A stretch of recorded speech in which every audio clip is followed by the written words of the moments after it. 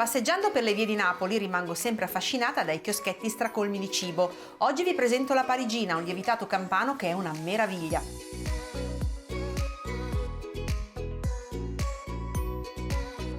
Cominciamo con la parigina, preparata con la base della pizza ricoperta di pomodoro, caciocavallo e prosciutto e poi coperta ulteriormente da uno strato gustoso e croccante di pasta sfoglia. Cominciamo con la farina, che è una farina zero. Mettiamola nella ciotola della planetaria munita di gancio e poi aggiungiamo anche il lievito di birra disidratato.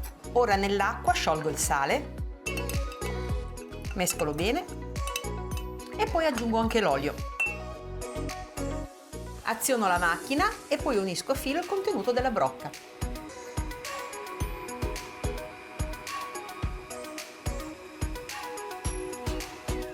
L'impasto è pronto, si è incordato intorno al gancio e si è staccato completamente dalle pareti della ciotola. Metto un goccio di olio extravergine sul piano. Adesso formiamo una pallina. La tiriamo leggermente in questo modo per renderla bella soda ed elastica e poi la mettiamo dentro ad una ciotola, anch'essa leggermente oliata. Copriamo con pellicola e lo porto a lievitare nel forno spento per almeno 2 ore. E adesso dedichiamoci al ripieno della nostra parigina. Qui abbiamo dei pomodori pelati, dobbiamo scolarli. Togliamo quindi tutto l'eccesso di liquido e mettiamo i pelati in un piatto. Li schiacciamo con una forchetta e li condiamo con sale e olio e li teniamo da parte. Ecco il nostro impasto lievitato. Lo togliamo dalla ciotola, mettiamo in una teglia dell'olio extravergine di oliva, spargiamolo bene su tutta la superficie e poi ci ribaltiamo sopra il nostro impasto che dobbiamo schiacciare per ricoprire tutta la superficie della teglia. Dopo aver steso bene l'impasto ci mettiamo il pomodoro, lasciando però qualche centimetro libero su tutti i bordi. È il momento del caciocavallo. Lo mettiamo su tutta la superficie. E adesso ricopriamo col prosciutto cotto. Cerchiamo sempre di lasciare i bordi liberi.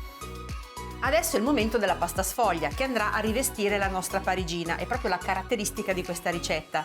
Quindi mettiamo un po' di farina sul piano di lavoro, ma proprio poca, giusto per non far attaccare la pasta sfoglia, e la tiriamo. Perfetto, ci siamo! Ora la mettiamo sul nostro matterello e poi la adagiamo sulla teglia, in questo modo. Ora non ci resta che sigillarla, quindi la mettiamo all'interno e poi possiamo aiutarci anche con i rebbi di una forchetta. Così. Abbiamo rivestito la nostra parigina, adesso prendiamo un uovo e lo sbattiamo. E con l'uovo spennelliamo tutta la superficie.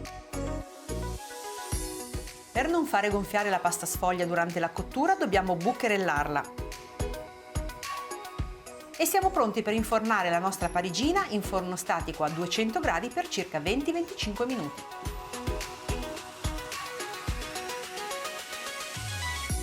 La parigina ha la base morbida di focaccia, la parte superiore croccante e un ripieno davvero goloso. Io la trovo irresistibile. Ne tagliamo una fetta.